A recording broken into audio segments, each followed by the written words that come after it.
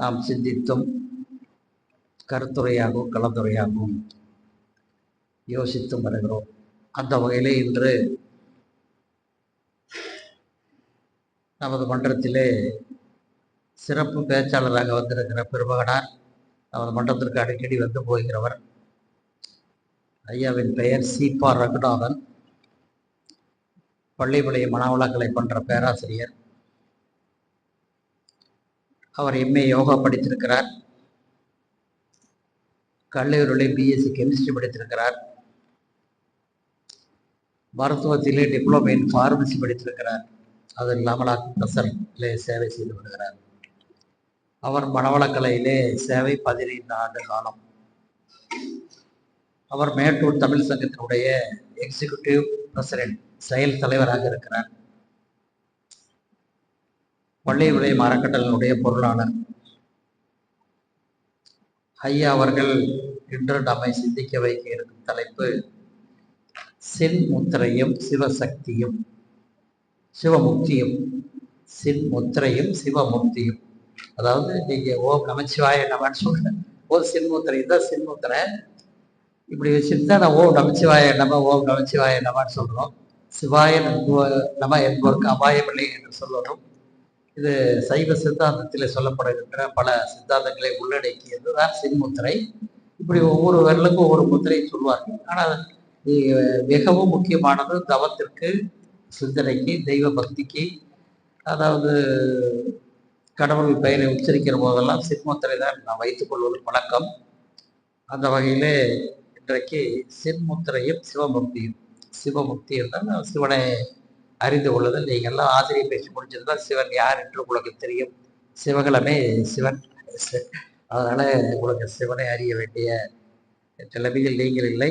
ஆனால் சிவமுக்தி என்ற தலைப்பிலே ஐயா அவர்கள் பேச உள்ளார்கள். ஐயாவுக்கு ஆன்மீக சம்பந்தமான ஆழ்ந்த அறிவாற்றல் இருக்கிற காரணத்தினாலே, அதற்கு மேலாக அவருக்கு சைவ சித்தாந்தத்திலே ஒரு விதமான ஈடுபாடும் அறிவாற்றலும் உள்ளவர். அதனால சைவ சித்தாந்தம் தான் இந்த சிவமுக்தியை பற்றி மிக அதிகமாக பேசுகிறது.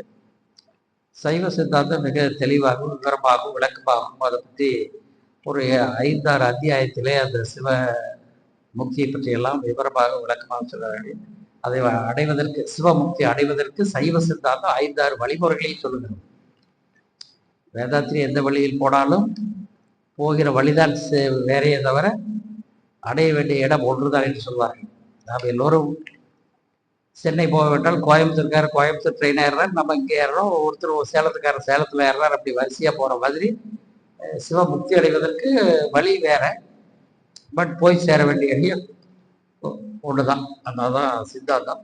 அந்த வகையிலே இப்பொழுது ஐயா அவர்கள் இப்போ சின்முத்திரையும் சிவமுக்தி என்ற தலைப்பில் பேசுவார். உங்கள் சார்பாக, மன்றத்தின் சார்பாக, அறக்கட்டளையின் சார்பாக வாழ்க்கோளுடன் வாழ்வு என வாழ்த்து அழைக்கிறோம். ஐயா அவர்கள் இப்பொழுது தனது சொற்பொழிவை தூக்குவார்கள். வாழ்க்கோளுடன் கருத்தின் மற்றும் கோட்பாடு நடப்பிலே அப்படி தத்துவங்களை பற்றி நம்முடைய ஒரு கோணத்திலே சிந்திக்க இருக்கிறோம், கலந்து உரையாட இருக்கிறோம். மிகப்பெரிய சொற்பொழிவு மட்டுமல்ல, நம்முடைய என்ன எண்ணங்கள் இருக்கிறது என்பதையும் நாம் சிந்தித்து செயல்படுவதற்கான ஒரு கலந்துரையாடல் மாதிரி நாம் செய்து கொண்டோம், செய்ய தயாராக இருக்கிறோம். தலைப்பு என்னன்னா சின்முத்திரையும் சிவமுக்தி. ரெண்டு மீனிங்கும் தெரியுமில்லம்மா. சின்முத்திரை தெரியும், சிவமுக்தி தெரியுமில்ல. இப்ப சின்முத்திரைக்கு என்ன அர்த்தம், சின்முத்திரைக்கும் முக்திக்கும் என்ன காம்பினேஷன், அதாவது கனெக்ஷன், ஏதாவது ஒற்றுமை இருக்கிறதா இல்லையா? ஐயா சொன்னார்ல சைவ சித்தாந்தம். சித்தாந்தம் என்றால் என்ன, வேதாந்தம் என்றால் என்ன? டிப்ளமோ எம்ஏ முடிச்சுக்கிறீங்களா? யோகாலய டிப்ளமோ எம்ஏ சர்டிஃபிகேட் கோர்ஸ் முடிச்சிருக்கீங்க யாரும்?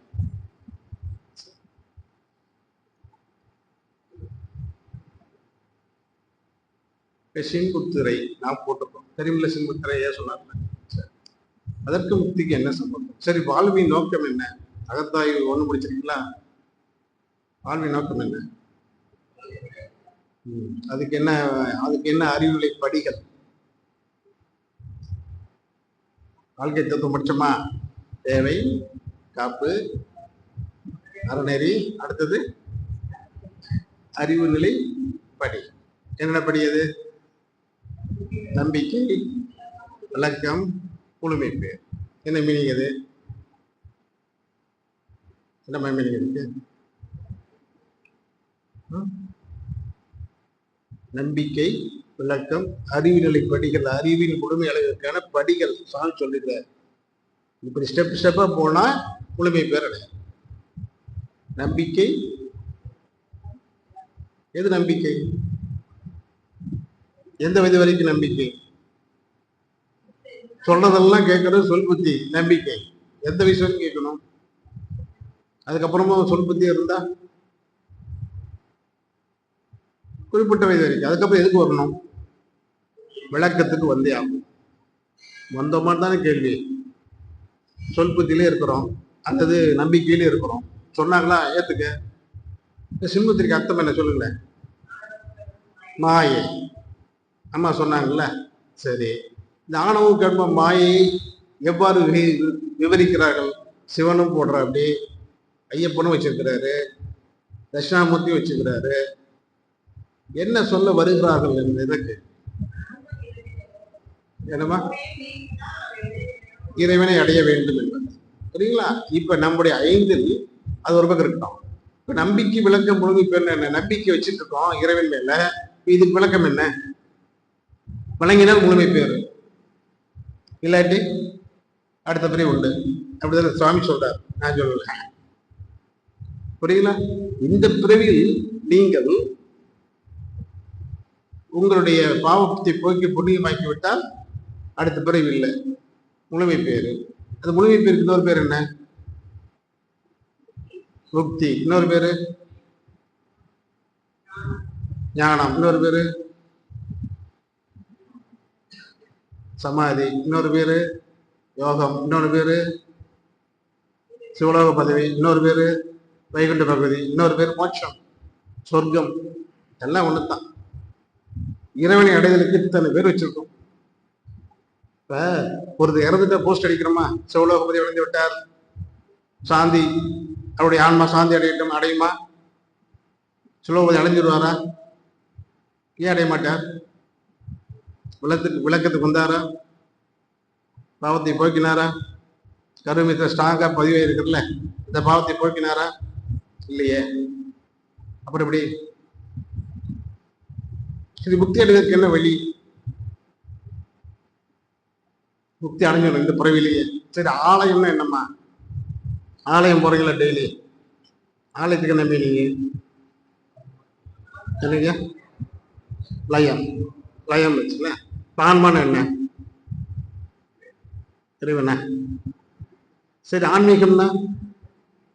ஆன்மீகத்தை நான் பெரிய ஆள், நான் நிறைய நாள் கோயிலுக்கு போறேன், டாக்டருக்கு ஓகே ஒத்துக்கிறேன். ஆன்மீகம் என்ன? ஐயா சொன்னார் ஆன்மா போட்ட லயம். சரி, அதையும் பிரிச்சுருக்கீங்க. அதையும் அதே மாதிரி பிரிச்சு போடுங்க. ஆன்மா போட்ட ஈகம். ஈகம்னா இந்த உலகம், இந்த பிறவி. இந்த பிறவிலே இறைவனை அடையலாம்.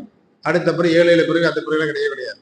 இந்த பிறவியில் உன் பாவத்தை போக்கிக் கொண்டால் நீ இறைவனை அடையலாம். இந்த பிறவி, இந்த கணத்தில், இந்த யுகத்தில், இந்த யுகத்தில். அதான் ஆன்மீகம். செய்யறோமா? சரி, ஆன்மான என்ன? ஆன்மான என்னங்கய்யா? ஆலயத்துக்கு பண்றோம் ஆன்மீகம், ஆன்மா, ஈகம், அப்புறம் ஆத்ம தரிசனம், என்னமோ சொல்றோம். ஆன்மான என்ன? ஆன்மாவுக்கு அர்த்தம் தெரியாம நம்ம சின்மத்திரைக்கும் முக்திக்கும் அர்த்தம் தெரிய வாய்ப்பே இல்லை. சொல்லுங்க. ஆன்மா மனதின் 8 படிநிலைகள் என்ன? உள்ளம். உள்ளம், கருமையம், உயிர், உடல், மனம், ஐம்புலன்கள் எல்லாம் இல்லை. அது உள்ளம்னா என்ன? உள்ளம் என்பது ஆமை, அது ஒளிந்து கிடப்பது ஊமை எனும் ஊமை. பாட்டிருக்க? உள்ளம் என்பது ஆமை, அது ஒளிந்து கிடப்பது ஊமை. என்ன ஊமை? ஒளிஞ்சு கிடக்கு நிறைய உள்ளத்துல. இப்ப ஆன்மானா என்ன? ஆன்மாவுக்கு கர்மம் தான். அந்த கர்மத்தில் என்னவா இருக்குது? எப்படி இருக்கு? பதிவுகளாக இருக்கிறது. என்ன பதிவு?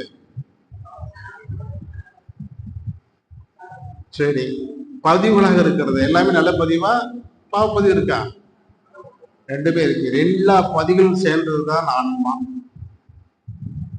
புரியுங்களா? ஆன்மாவுக்கு அழிவு உண்டா இல்லையா?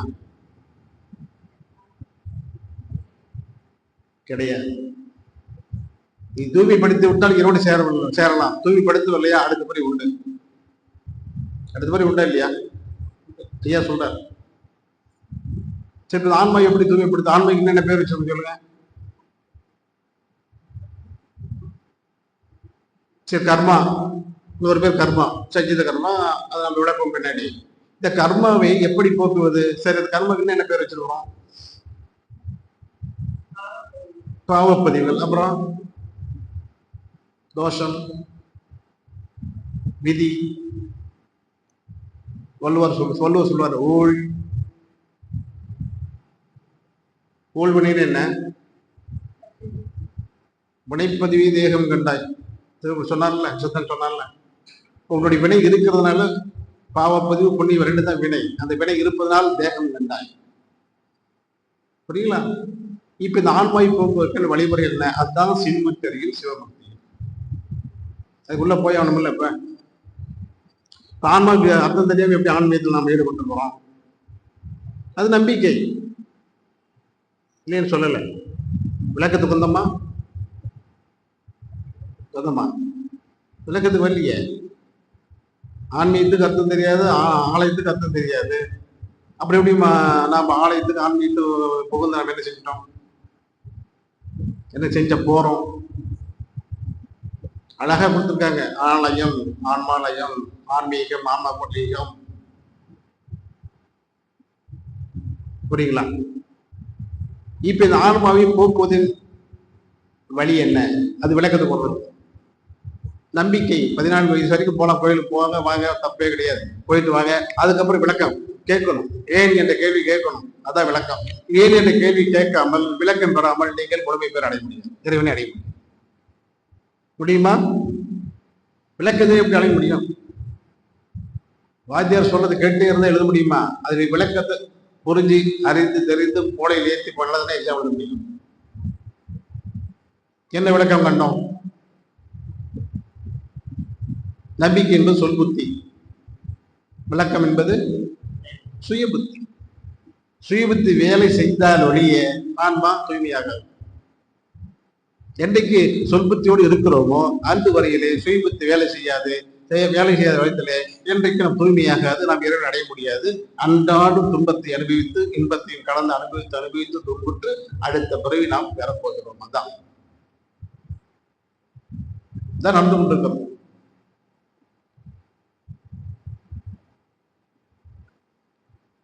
சைவ சித்தாந்தம் கேள்விப்பட்டீங்களா? சைவ சித்தாந்தம் சரியை, கிரியை, யோகம், ஞானம். 4 வார்த்தை கேள்விப்பட்டீங்களா? சரியை, கிரியை, யோகம், ஞானம் சித்தாந்தம் சொல்கிறது. சைவ சித்தாந்தம் இன்னும் பலமாக சொல்கிறது. வேதாந்தம் சித்தாந்தம் என்ன வித்தியாசம்? வித்தியாசம் இல்லை, அர்த்தம் என்ன? சித்தென்றால் அறிவு, அறிவின் முடிவு சித்தாந்தம். அறிவின் முடிவு எது? சைவ சித்தாந்தம் என்பதற்கு மீனிங் வந்து சித்தன்னா அறிவு அல்லது அறிவின் முடிவு சித்தாந்தம். அறிவின் முடிவு என்ன? அவன் நீ ஒன்றாய் அறிந்த இடம். அப்புறம் பேசாமல அறிவின் முடிவு என்ன? முழுமை பெற வேண்டும். அறிவில் முழுமை, அது முக்தி. சித்தாந்தம் சொல்கிறது அறிவில் முழுமை பெற வேண்டும், அறிவில் முடிவு பெற வேண்டும். அறிவின் முடிவு என்ன? அதான் சைவம். சித்தம் வந்தனா அறிவின் முடிவு. முன்னாடி சைவத்தை போட்டுருங்க, சைவ சித்தாந்தம். ஆக அறிவின் முடிவு சைவம். சைவம்னா சிவம் தான். இது சைவம் சொல்லுகிறது. புரியுங்களா? ஆக இந்த சித்தாந்தத்தின் அடிப்படை என்னவென்றால் அறிவின் முடிவை அறிய வேண்டும் அல்லது அறிவின் முடிவை நீ அடைய வேண்டும். அடையாவிட்டால் சைவத்தை நீ அடைய. சைவம் சிவம். ஏன் சைவத்தை பத்தி பேசுறோம்னாக்க நாம சென்முத்தனை வரும்போது அதை பத்தி தான் பேசி ஆகணும். இந்து மதம், நம்ம இந்து மதத்தை ஃபாலோ பண்றோம் இல்ல, இந்து மதம் என்று ஒரு மதம் இருந்ததா முன்னாளில்? அது எப்படி இந்து மதமானது? எந்தெந்த மதங்கள் இணைந்து இந்து மதமானது? சைவ மதம் தெரியுமா? சைவ மதம் இருக்கு, வைணவம், சாக்தம், சௌரம், காணபத்தியம், கௌமாரம், இந்த ஆறும் சேர்ந்து இணைதான் சன் மதம். சன்னுனா இதுல வடமொழி சொல்ல ஆறுன்னு அர்த்தம். 6 மதங்கள் இணைந்துதான் இந்து மதம். தனித்து இயங்கிய மதங்கள் ஒன்றாக சேர்க்கப்பட்டு இந்து என்ற கோட்பாட்டில் வந்திருக்கிறது. யாரெல்லாம் சைவத்தை பின்பற்றினார்கள், யாரெல்லாம் வைணவத்தை பின்பற்றினார்கள், யாரெல்லாம் காணபத்தியம், சௌரம், சாக்தம் எப்படி பின்பற்றினார்கள், இப்பொழுது பின்பற்றுகிறார்கள். ஆனால் இந்து மதம் என்ற பெயரிலே பொதுவாக அமைப்பிலை கொண்டு வந்து பின்பற்றி கொண்டிருக்கிறோம்.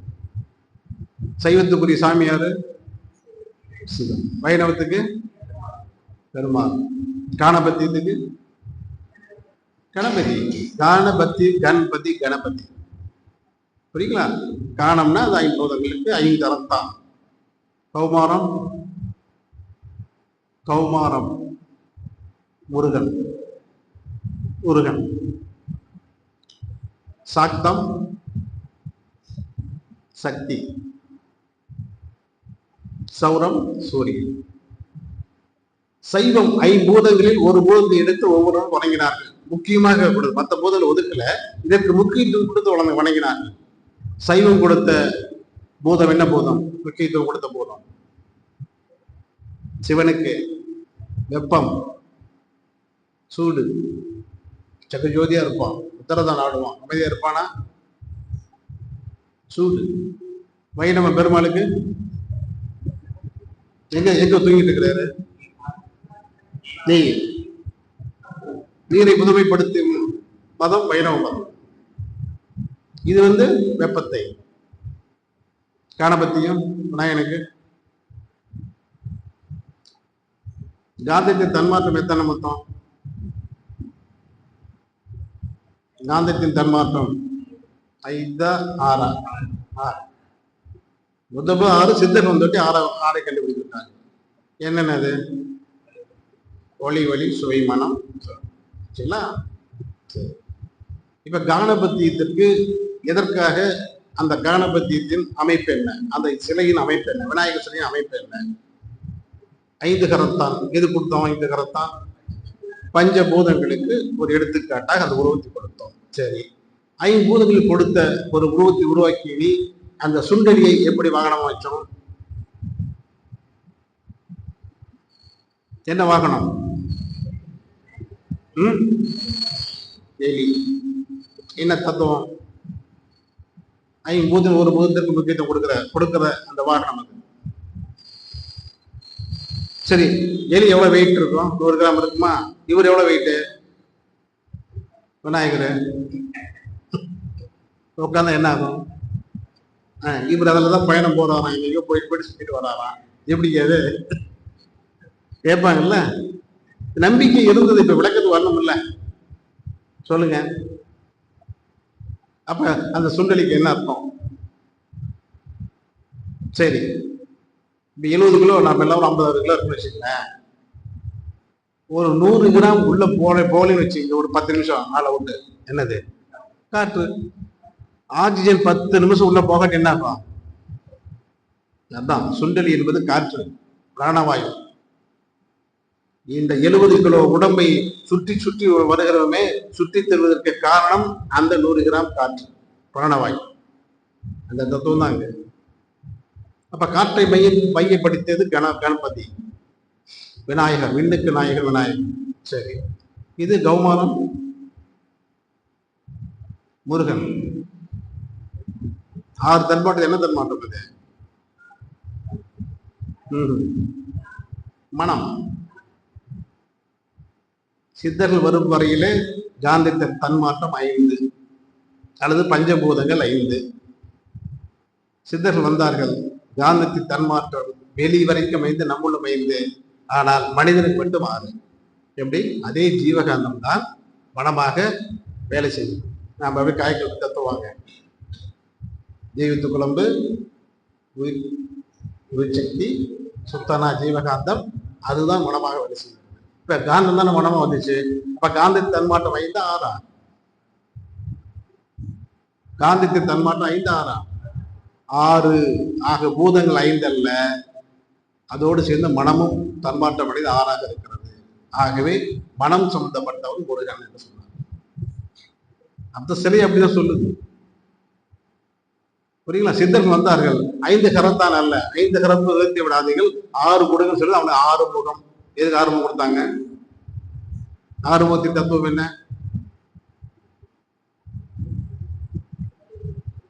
6 முகத்தின் தத்துவம் என்ன? 5 + 1 அவ்வளவுதான்.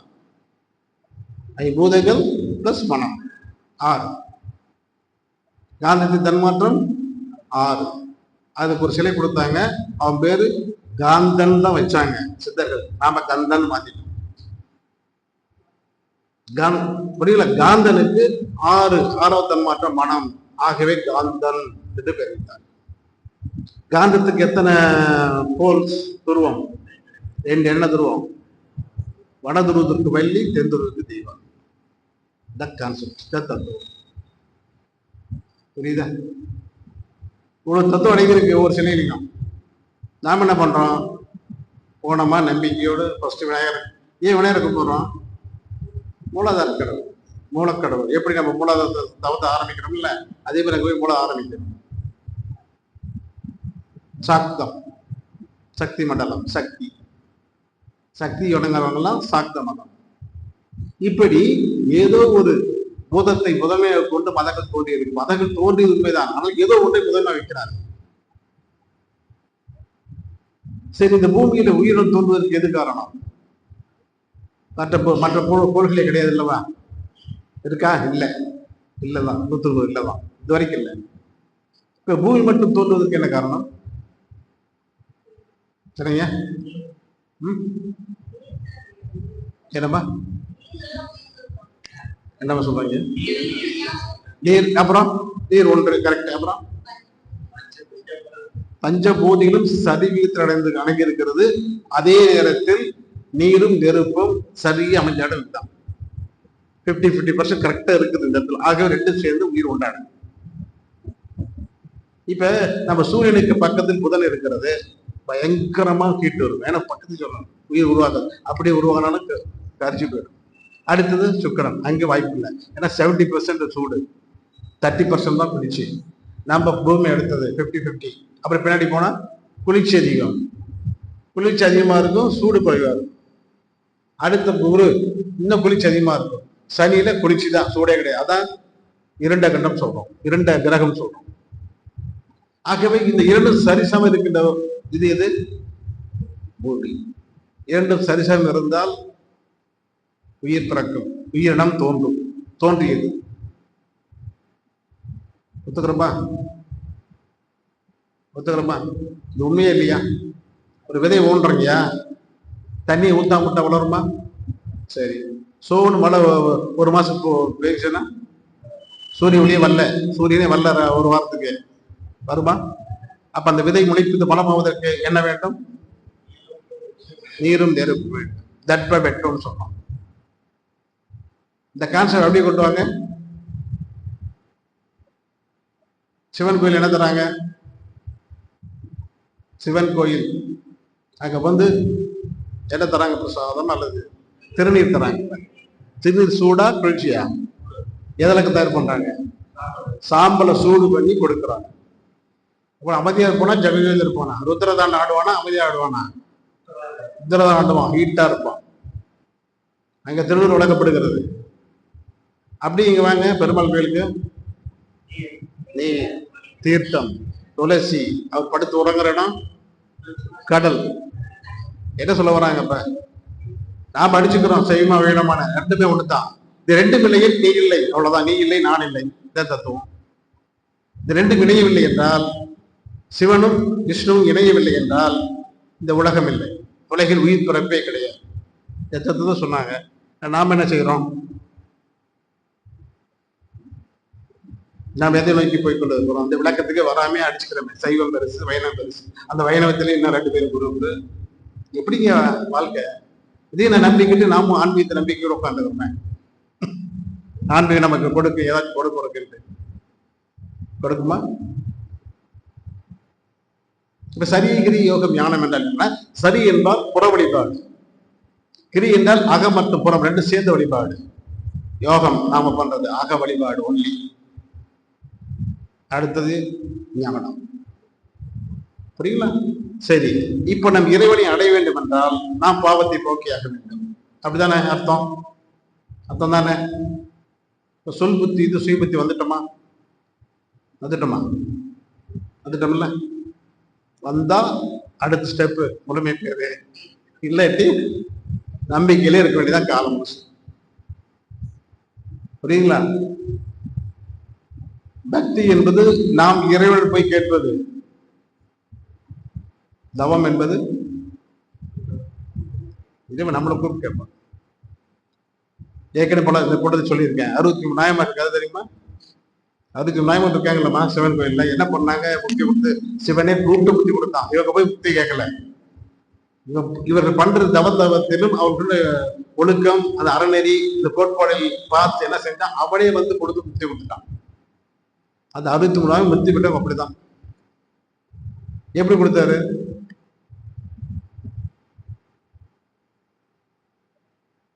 அவர் அடியார்களா பெரியவர்களா? அடியார். அந்த அந்த 63 நாயம் வச்சு ஒரு புராணம் எழுதினாரு சேர்க்கலார். என்ன பேரு? பெரிய புராணம். அது பெரிய புராணத்து யாரை பத்தி இருக்கு? யாரை பத்தி வரலாறு இருக்கு? தொண்டு. அது இல்லை, டோட்டலா அடியார்கள். அடியார் தான் நமங்க.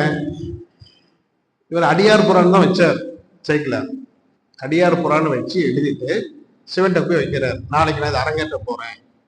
நீ அரங்கேற்ற போறேன், நீங்க அனுபவித்தரணும்னு சிவன்கிட்ட போய் வேண்டார்.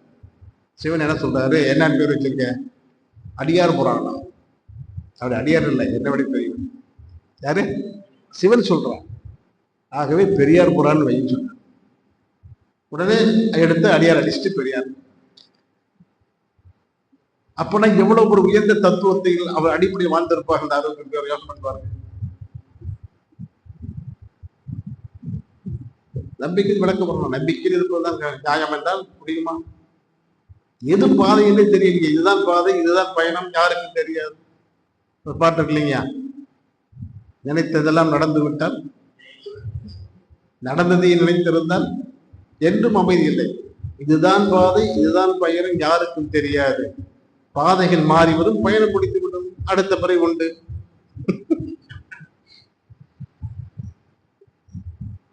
மாறுவதை புரிந்து கொண்டால் மயக்கம் தெளிந்துவிடும். எது பாதை? பாதைக்கு அர்த்தம் என்ன?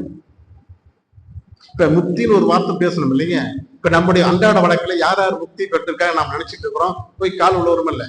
சாமின்னு யார் யார் காலில் நீங்க விழுறீங்களோ அவனா முக்தி அடைஞ்சிருக்கணும், ஏனோடு சேர்ந்திருக்கணும், இறைத்தன்மை பெற்றிருக்கணும்.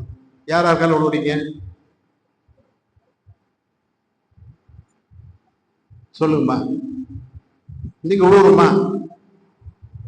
கால் விழுவுற சாமி சாமி யார் சாமி விழுவோம்? ஐயப்பன் கோயில் ரைட்டு. அவங்க சாமி ஆயிட்டாங்களா? அப்புறம் சாமி விழுவுறது. கருப்பு கட்டியாச்சு. நம்முடைய கும்பிட்டு தானே இறைநிலை. கும்பிட்டு தான் இறைநிலை. இறைவனை சேர்ந்து விட்டோம், நாங்களாம் சேர்ந்துட்டோம், முக்தி அடைஞ்சிட்டோம். இறைவன் நானும் ஒண்ணு. ஆகவே கருப்பு ஓகே கட்டிட்டாங்கல்ல. இப்ப இறைவனை சேர்ந்துட்டாங்களா இல்லையா? சேர்ந்தாலும் தான் நம்ம விழுகிறோம். முக்தி அடைஞ்சாச்சு. அடைஞ்சாங்களா? அடைஞ்சாங்களா இல்லையா? இல்லை. அப்படியே கால் விழுவோம். எப்படி சாமியார் அவரு? நம்பிக்கை நம்பிக்கை நம்பிக்கைதான். எல்லாத்துலயுமே தவம் இல்லையே, நம்பிக்கை தான். தவத்துக்கு யார் வராங்களோ அங்கதான் விளக்கம் வரும். நான் யார் என்ற தத்துவத்தை எப்ப வரும்?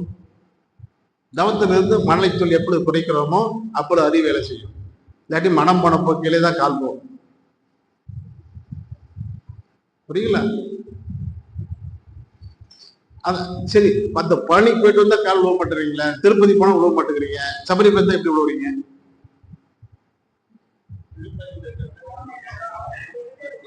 என்னங்க?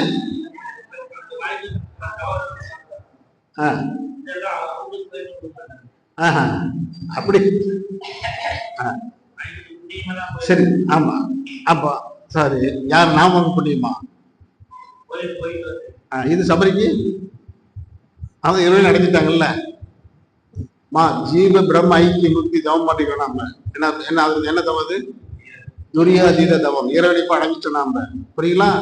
இறைவனை அடைந்தால் முக்தி சமாதி. வச்சுங்களா? சரி, இப்ப அந்த ஐயப்ப பக்தன் எப்படி அடைந்தார்கள், எப்படி முக்தியானார்கள், எப்படி கால விழுந்தோம் சாமி ஆனார்கள்? அதான் கேள்வி.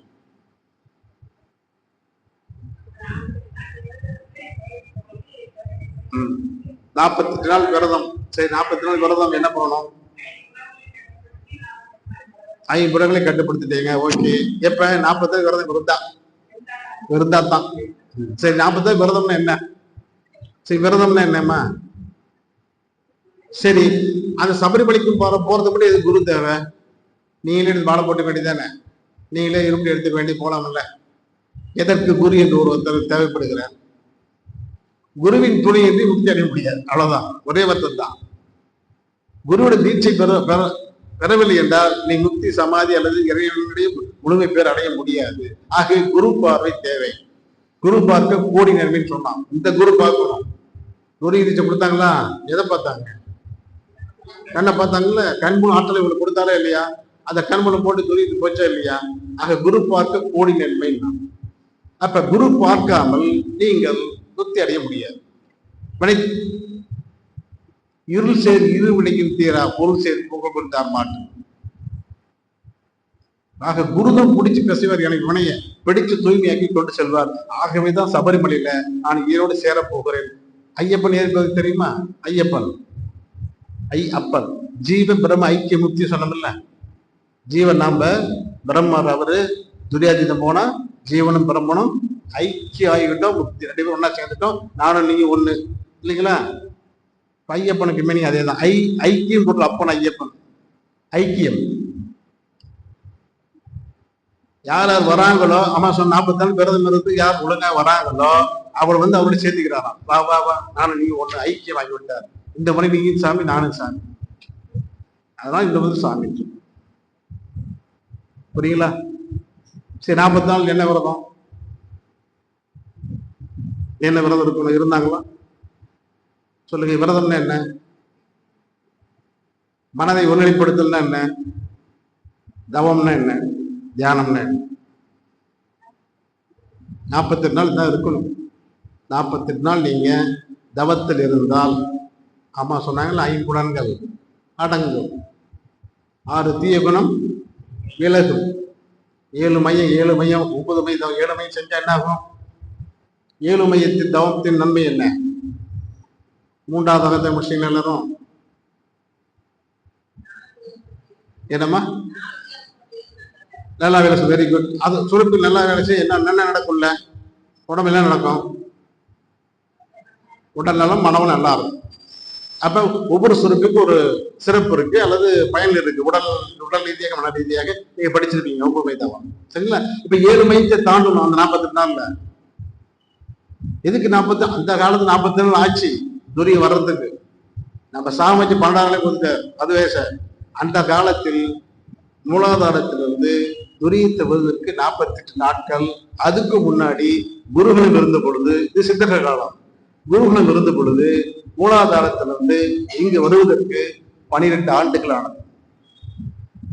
12 ஆண்டுகள் ஆனதுதான் அந்த குரு அந்த குரு என்ன செய்வாரு? தலையில கை வச்சு துரிய கொடுப்பார். புரியுங்களா?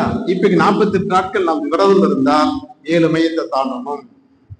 தாண்டினாங்களான்னு தான் கேள்வி. 7 மையத்தை மனைவிக்கு தவம் இருந்தாங்களா? இதுக்கு சொன்னாங்களா இல்லையா? பள்ளி கேட்ட சபரிமலைக்கு பாட்டு சொல்ல பார்க்கலாம். கல்லு முள்ளும் காலுக்கு மத்தை, கார்த்திகை மாதம் மாலை அணிந்து நேர்த்தியாகவே இருந்தீங்களா? நம்பர் 1. பார்த்தசாரதி மைத்திரி உன்னை பார்க்க வேண்டியே தவம் இருந்து இருமுடி எடுத்து ஒரு மனதாகி, இருமுடி எடுத்து ஒரு மனதாகி பேட்டை பிள்ளை வந்து நீ என்ன சேர்த்துக்கிட்டே சொல்றாங்க பாட்டுல. 3 செஞ்சீங்களா? வர இருந்தீங்களா? தவம் இருந்தீங்களா? தவம் இருந்து மனநிலை குறைத்து ஒரே மனமா போனீங்களா? அப்படி எப்படி நான் இறைவன் சேர்த்துக்குவோம், ஐயப்பன் எப்படி சேர்த்துக்குவா, நீங்களும் சாமி இருக்கிற இது செய்தால் சாமி. விரதம் இருக்கணும், தவம் இருக்கணும், 7 மையத்தை தாண்டணும். இது இப்ப 40 நாள் ஒருத்தர் வந்து தவம் இருக்கிறார், மூலாதாரத்துல சுவாதிஷ்டானம் எல்லாம் போய் வந்துடுறாருச்சுங்களா, அப்ப உடம்பில் என்னென்ன மாற்றம் வரும்? உடல் அளவிலே, மனதளவிலே, அல்லது வினை, புரியுங்களா? வினை சொல்றோம் இல்லைங்க, வினை தூய்மை, இதெல்லாம் என்ன மாற்றம் வரும், என்ன சேஞ்ச் வரும் சொல்லுங்க. 7 மையம் 9 மையத்தை வந்து என்ன வரும்? எத்தனை மையத்தை தொட்டோம்? எல்லாமே தொட்டோமா? இப்ப எல்லாம் உடல் நல்லா இருக்குமா, மனம் நல்லா இருக்குமா, எல்லாம் ஆயமா சொல்லுவேன், ஆமா சரியா சொல்லுக்குமா, நோய் வருமா? வராது. மனநலம் 5 நடக்குமா? 6 தீயகுணம் வருமா? 7 மையத்தை தாண்டனா எல்லாம் வரும், எல்லாம் வரும்.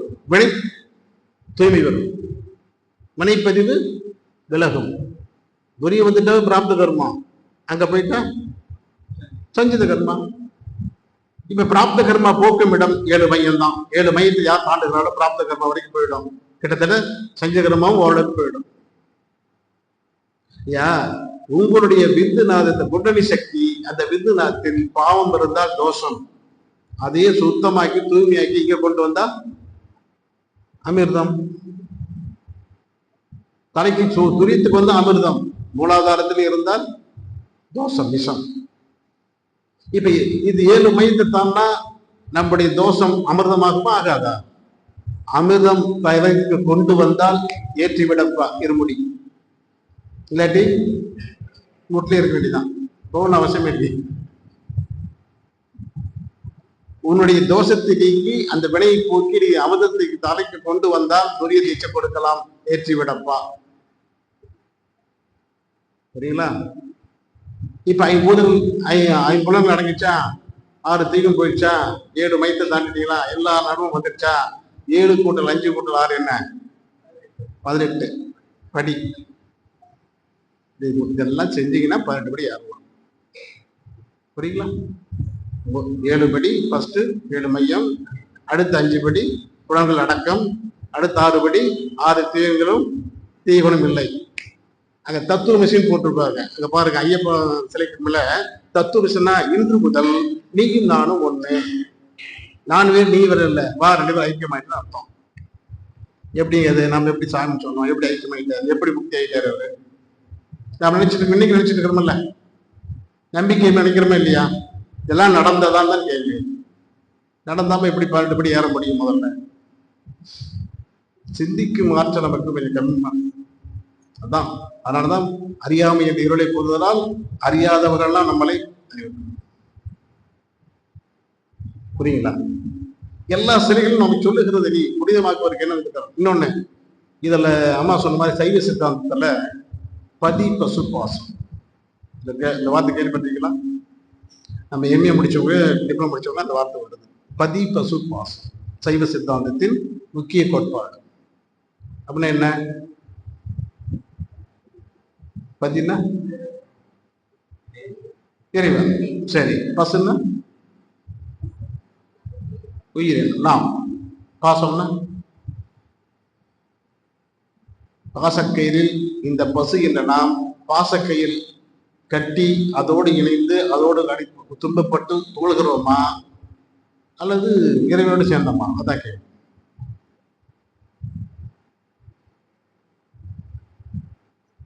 சொல்லுமா. பாசத்துக்கு ஆணவம் கண்மம் மாயம்னா, பாசத்தை 3 எழுதுங்களா, ஆணவம் கண்மம் மாயை.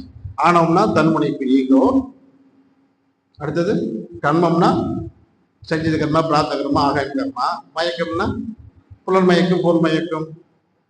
இதிலே உகண்டு உகண்டு மனிதன் தன் வாழ்வை வீணடிக்கிறான், அடுத்த பிறவிக்கு ஆளாகிறான். இந்த 3 போயிடுச்சுன்னா 3ஐ விலக்கி விட்டால் அல்லது நாம தூய்மைப்படுத்தி விட்டால், இப்ப இது பசு, இது பதி, இது 3 கலகங்கள். இந்த பதி இப்படி இருக்கிறோம். நம்ம இப்ப முக்தி அடைய முடியுமா? இது எதிலிருந்து விலகி எதோடு சேரணும்? பதியோடு சேரணும். பசு பதியோடு சேர்ந்தால் பசுபதி சேர்த்து சொல்லுங்க. பேரு பசுபதி. பசுபதி பேர் வைக்கிறோமா? வைக்கிறோமா? மீனிங் என்ன சொல்லுங்க? இப்ப 3 கலையிலிருந்து விலகி பதியோடு சேர்ந்து விட்டான்னு அர்த்தம். அவரு பேர்ல இருக்குது, அவ்வளவுதான். 3 கலங்கத்தோடு இருக்கிறார். ஆகவே இதிலிருந்து விலக வேண்டும். தூய்மை அடைஞ்சிட்டியா? வா என்னோடு. பசுபதி தான் சின்முத்திரை. புரியுங்களா? சின்முத்திரை இது இது ஐம்பூதம். என்ன இது ஐம்பூதங்கள்? இந்த விரல் எதுங்கய்யா? இது காற்று நெருப்பும் சேர்ந்தா என்ன சேஞ்ச்? அதாவது ஐம்பூதங்களில் ஒன்று சேர்ந்தால் சேஞ்ச், அதாவது மாற்றம். நம்ம படிச்சிருக்கோம், டிப்ளமா படிச்சா தெரிஞ்சிருக்கோம். காற்றும் நெருப்பும் சேர்ந்தால் எலக்ட்ரிக்கல் சேஞ்ச், மின் மாற்றம். நீரும் மண்ணும் சேர்ந்தால் கெமிக்கல் சேஞ்ச், ரசாயன மாற்றம். புரியுங்களா? இப்ப இது காற்றா நெருப்பா? நம்ம உடம்புல என்ன மாற்றம் நடக்கும்? மின்சார மாற்றம் நடக்கிறது. மின் சக்தி ஏற்படுத்தி நம்ம உடம்புல நரம்பு. இப்ப சின்முத்திரையின் பயன்கள் என்ன படிச்சிருப்பீங்களா? முத்திரையில மனதில் உண்டுபடுத்திருக்கு. அடுத்தது நரம்புகள் ஊக்கம் பெறுகிறது. அப்புறம் தூக்கமின்மை, இதெல்லாம் படிச்சோம்ல இல்லையா? இப்ப இந்த 2 சேர்ந்தால் நமக்கு ஒரு எலக்ட்ரிசிட்டி மாறும். எலக்ட்ரிக் நடந்து கொண்டு இருக்கிறது. இதனோடு சேர்ந்து விட்டால் அந்த எலக்ட்ரிக் பவர், ஏற்கனவே சொல்லிக்கிறாரு, வலி நோய் மரணம். வலி நோய் ஒண்ணும் கிடையாது, அங்க எலக்ட்ரிக் சேஞ்ச் நடக்குதுன்னு அர்த்தம். குறுக்கு வெட்டு, ஜீவகாந்த ஓட்டத்தில் குறுக்கு வெட்டு ஏற்பட்டால் அங்கே எலக்ட்ரிக் சேஞ்ச் நடக்கிறது. புரியுங்களா? ஆகவே சின்முத்திரை என்பது ஆணவம், கண்மம், மாயை. ஆணவம் என்றால் ஈகோ, தன்முனைப்பு, தான் தகங்க அகங்காரம் முதல்ல வருமா? நான் தான் பெரிய ஆள், இந்த ஊர்லயே, ஊர்ல இருக்கிற சொத்துல பாதி என்னுடைய தான், தனது. இதுதான் ஈகோ. ஈகோ வளர்ந்தால் அடுத்து என்ன? 6 தீய குணங்கள். 6 தீய குணங்கள் வளர்ந்தால் 5 பழிச்செயல்கள். அவ்வளவுதான். இது ஆணவத்தின் உச்சகட்டம். கர்மம் 3 கர்மா. சஞ்சித கர்மா யார் கொடுத்தது? முன்னோர்கள் கொடுத்தது. முன்னோர்கள் அறிவிக்கணும். பிராப்த கர்மா நாம் இதுவரைக்கும் செஞ்சது, இன்னும் ஆகாமி கர்மா 2 சேர்ந்து என்ன செய்ய போறது இல்லைங்களா? இந்த கர்மா என்பதுதான் வினை, பாவம், புண்ணியம் அனைத்தும் சேர்ந்ததுதான் கர்மா என்று நாம் அடைக்கிறோம். இந்த கர்மாவை போக்குவது யார்? அதான் கேள்வி. இறைவன் கொடுத்துட்டான். அம்மா அப்பா சேர்ந்த விந்து நாத்தின் தொடர்பிலே நமக்கு அது மேல் நமக்கு வந்துருச்சு. அதுக்கு முன்னாடி முன்னோர்கள் வரிசை வந்துட்டு இருக்கு. இதை போக்குவதற்கு யார் தேவை? குரு தேவை. சரி, இப்ப நாம் என்ன செய்யறோம்? இப்ப கர்மா இருந்தா தோஷம் தான் அர்த்தம். துன்பம் மர்மம் வராதா? ஐயா, இப்ப உங்களுடைய ஐயா சொல்லுங்க, உன்னுடைய பாவப்பதிவு இருந்தால் அதன் வெளித்தோற்றம் என்ன? உடல் நோய், உள்ளத்தில் கலங்கம், வாழ்க்கை சிக்கல் வந்துட்டு இருக்கா? வந்துட்டு இருக்குல்ல. எதனால வருது? கர்மா வருதா? இப்ப கர்மை போக்குவது எப்படி? எவ்வளவு சொன்னான்ல, அகர முதல் எடுத்தெல்லாம் வையத்தில் வாழ்பவன் வேண்டுதல் வேண்டாம இனாடி சேர்ந்தாருக்கு இத்தனையும் சொன்னார் இல்லைங்க. இறைவனை பத்தி சொல்லிட்டான்ல, ஈராடி சேரு, வையத்தில் நல்லா வாழின்னு சேரலாம். சேருவதற்கு வழி என்ன சொன்னார் அவரு? சேரலான்னு சொன்னார்ல, அது வழி என்ன சொன்னாரு? அதுக்கு இன்னொரு குறை சொன்னாரு. அது யாரால் ஆகும்னு சொன்னாரு. இது நீ அடைவதற்கு யாரால் முடியும் அதையும் சொல்லிட்டாரு. நாம் யாரால் ஆக நினைச்சிட்டு இருக்கிறோம்? ஆமான்னு சொல்லுங்க. அவருக்கு தெரியும், நம்முடைய அறியாமை தெரியாம இல்லைங்க. இப்ப நாம எங்க பாவத்தை போக்கணும் இல்லைங்களா? இறைவன் அடையலாம். வேண்டுதல் வேண்டாம எதுவுமே வேணும்னு சொல்லாத, வேண்டாம்னு சொல்லி இறைவன் அடையலாம்னு சொல்றோம். இதை வச்சுங்க. இப்ப அடைவதற்கு யார் காரணமாக இருக்க முடியும்? குரு. சரி, குரு இருக்கட்டும். குரு தீட்சை மட்டும் கொடுத்துருவாரு. அதுக்கப்புறம் தவம் செஞ்சுப்பான். இப்ப அந்த கர்மா போக்குவதற்கு யார் காரணம்? நாம் தான். நாம நினைச்சிட்டு இருக்கிறோம். யோசிச்சுட்டு போறீங்க, இவ்வளவு தோசை இருக்கு, பரிகாரம் எங்க போறது? அங்கே போய் 5000 பார்த்தா கொடுக்குறோமா? எப்படிமா அது தீருமா தீராதா? தான் கேட்கும். தீராது, இந்த ஜென்மத்தில் தீராது. அடுத்த பிறகு உண்டு, அடுத்த பிறகு உண்டுங்க. எப்படி இது? அதே வள்ளுவத்தை சொன்னான், தெய்வத்தால் ஆகாது சொன்னால அவன். நீங்க இறைவனை அடைவீங்க, எல்லாம் படுவீங்க, அது தெய்வத்தால் ஆகாது. முயற்சி தன் மெய் வருத்த தியானத்தின் மூலம் உன் மெய்யையும் மனதையும் உயிரையும் வருத்தினால் நீ கேட்கின்ற கூலி வெற்றி கிடைக்கும், இறைவன் அடைகின்ற வாய்ப்பு கிடைக்கும். யார் சொன்னா? 3000 ஆண்டுகளும் வல்லது சொன்னான். அவனுக்கு தெரியும், ஏய் தோஷம் முன்னிடம் இருக்கிறது, இந்து நேரத்தில் ஸ்ட்ராங்கா பயிஞ்சு இருக்குது, நீ போக்குவதற்கு 3வது ஆள்லாம் தேவையில்லை, இறைவனாலே முடியாது, அப்புறம் மற்றவன் யாரா முடியும்? செஞ்சம்மா எப்படிங்க? எது நம்பிக்கையில இருந்தா விளக்கத்துக்கு வராமையே நம்ம நம்பிக்கையில் இருந்த வரைக்கும் நம்ம எப்படி அப்புறம் முழு வீட்டு அடைகிறது, வீடு பேர் அடைகிறது?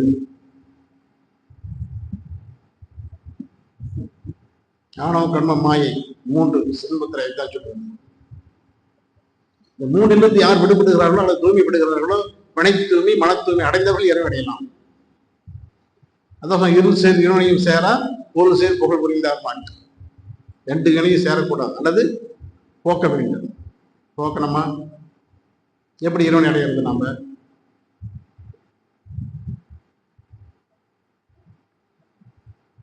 ஆசை கோபம் களவு கொள்பவன் பேச தெரிந்தும் தெரியும், அன்பு பாசம் கருணை கொள்பவன் மனித வடிவில் தெய்வமே அவன் தான். அருத்துநாயகன் தெய்வமே, அருத்துனா நாயமன் நினைச்சிடாதீங்க, அடியை நினைச்சிடாதீங்க. சிவனுடைய பெரியாளுகள் அவரே சொல்லியிருக்காரு, அவளை தெய்வத்தை வசிக்கணும். அவங்களும் என்ன ட்ரெஸ் வச்சிருக்க, என்ன போட்டிருக்காங்க, ட்ரெஸ் எப்படி கட்டிருக்காங்க? பட்டு வேஷ்டியா? எத்தனை பேர் பெண்களை தெரியுமா? பெண்கள் இருக்காங்களா இல்லையா? 63 நாள் பெண்கள் உண்டா இல்லையாம்மா? உண்டு. எத்தனை பேர்? 3 பேர் இருக்காங்க. 3 பேர் இருக்காங்க. சரி, இருக்கு, அது ஒரு பக்கம் இருக்காங்க. அவங்க எளிமையா இருக்காங்களா, ஆடம்பரமா இருக்காங்களா? ஆடை அணிகள் ஆபரணங்கள் ஆண்டவன் விரும்புவதில்லை. பார்த்திருக்கா? ஆடை அணிகள் ஆபரணங்கள் ஆண்டவன் விரும்புவதில்லை, அங்கொரு கண்ணும் இங்கொரு கண்ணும் ஆண்டவன் வழிபாடு இல்லை. ஸ்ட்ரைட்டா ஒரே மனசோடு போய் அந்த சிலையை பார்த்து அப்படியே தியானத்தோடு இருக்கணும், அதுக்கு வந்து வழிபாடு. நான் சாமி அங்க பார்க்க இங்க பார்க்க அப்படிதான் பண்ணிட்டு இருக்கோம். ஆடம்பரத்தை விரும்பினானா, உடுப்புவானா இறைவன் விரும்புறது இல்லையா? நாம என்ன பண்றோம்? இறைவன் ஒரு விழா போட்டா நம்ம எப்படி போறோம்? ஆண்டவன் எதை விரும்புறான்? எளிமையோ ஆடம்பரத்தையா? 5-6 ரூபாய்க்கு மணி மாலை உன் கழுத்துக்கு பொருத்தம். இந்த 5 ரூபாய் மாலைக்கு அந்த பொண்ணு அவ்வளவு அழகா இருக்கலாம், அவ்வளவு எடுப்பா வனப்பா, என்ன லட்சணமா இருக்கலாம். அந்த 5 ரூபாய் மாலை அவ்வளவு எடுப்பா இருக்கான்.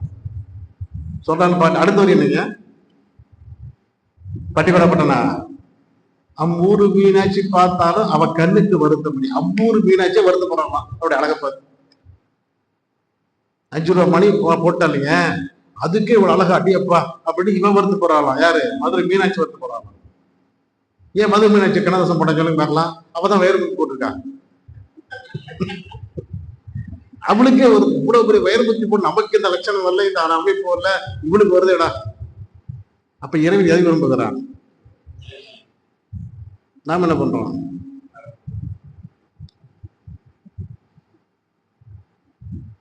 மனிதன் கடவுள் பாதி மிருகம் பாதி கலந்த கலவைனா, இப்ப மிருக பத்தி தான் வேலை செஞ்சுட்டு இருக்கு. கடவுள் பத்தி வேலை செஞ்சுதான். அன்னைக்கு சிவாஜி பாட்டு இருக்குது, பாதி மனித மிருகம் வந்து ஆட்டி விட்டதாடா, வீதி மனித தெய்வம் வந்து பார்த்து கொண்டதாடா. மிருகம் போயிட்டா சாந்தி சாந்தி சாந்தி என்று மனம் அமைதி கொண்டதாடா. போச்சா மிருகம்? போச்சா மிருகம்? போகலையே. எப்ப போறது?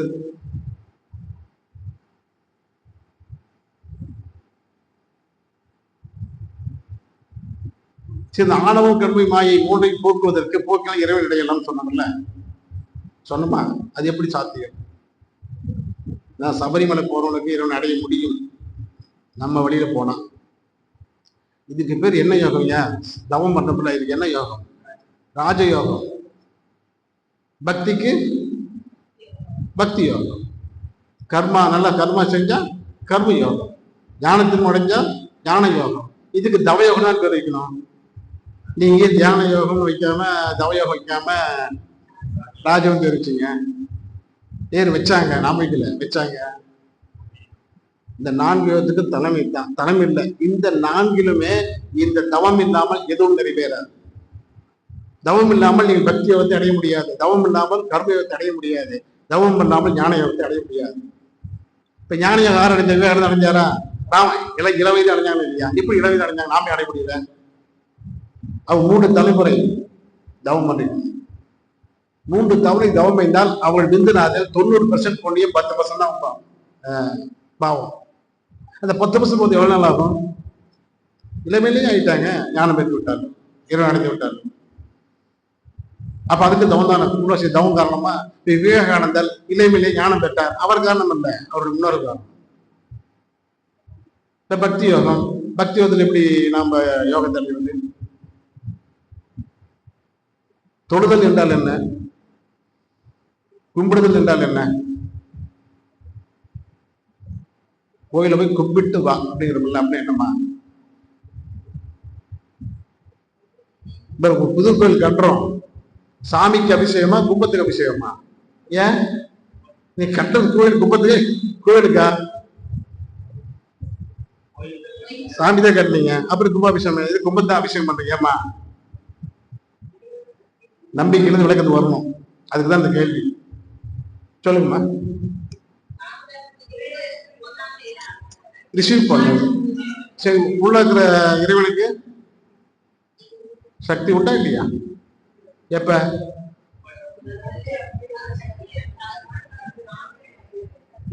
இப்ப கும்பிட்டுன்னு என்ன அர்த்தம்? கும்பமா, இது கும்பமா இருக்கா இல்லையா? கும்பமிட்டு வான்னு அர்த்தம். கும்பத்துக்கு அபிஷேகம் பண்ணணும் இல்லைங்க, அது மாரி கும்பிட்டு வான்னு அர்த்தம். கோயிலுக்கு போய் கும்பத்துக்கு தன்மையோடு. இப்ப கும்பத்துக்கு என்ன அவ்வளவு ஆற்றல் சொல்லுங்க? கும்பத்துக்கு ஆற்றல் இருக்கா இல்லையா? கும்பம் அபிஷேகம் பண்றோம், சரி, கும்பத்தை அபிஷேகம் பண்ணிட்டீங்கல்ல, இப்ப அந்த கடவுளுக்கு அந்த இறைத்தன்மை எப்ப வரும்? அந்த சிலைக்கு எப்ப வரும்? கும்பாபிஷேகத்துக்கு அப்புறம் எத்தனை நாள்? 48 நாள் கழித்து ஆற்றல் உள்ள வரும். அது வரைக்கும் கும்பம் ரிஷிவ் போயிட்டே இருக்கும். பண்ணி போய் 40 தான் உள்ள போகும், அந்த சிலை ரிஷிவ் பண்ணும். இந்த 40 ஊர் பொதுமக்கள் என்ன பண்ணணும்? தவம் இருக்கணும். 40 நாள் விரதம் இருக்கும். தவம் இருந்தால் அந்த ஆற்றல் சேர்ந்து கும்பத்தை கூட இறைவனை போய் சேரும். இருக்கிறோமா நாம?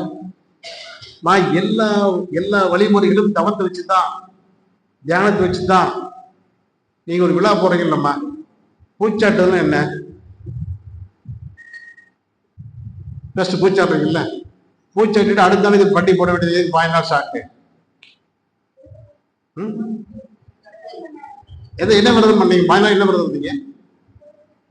உணவு கட்டுப்பாடு, புற தூய்மை, அக தூய்மைக்கு என்ன பண்ணீங்க? 2 நேரம் குடிக்கிறது. இந்த சபரி பக்தர் அப்படிதான் பண்றாங்க. தனியா சாப்பிட்றது, இலையில சாப்பிட்றது, அல்லது தனியா குடிக்கிறது, இதெல்லாம் புற தூய்மை. அக தூய்மைக்கு என்ன பண்ண? 7 மையத்து தானாதான் அக தூய்மை, இல்லாட்டி அக தூய்மை கிடையாது. நீ 5 நாள் என்ன பண்ணணும் தெரியுங்களா? விரதம் இல்லை, தவம் தான் இருக்கும். சரி, அந்த பூச்சாட்டம் என்னன்னு சொல்லுங்க. பூச்சாட்டம் இல்லை, அன்னைக்கு என்ன நடக்குது அங்கே மட்டும் சொல்லுங்க. பார்த்துருக்கீங்களா? எனக்கு கம்பத்துக்கு முன்னாடி நவதானிகள் எதில்?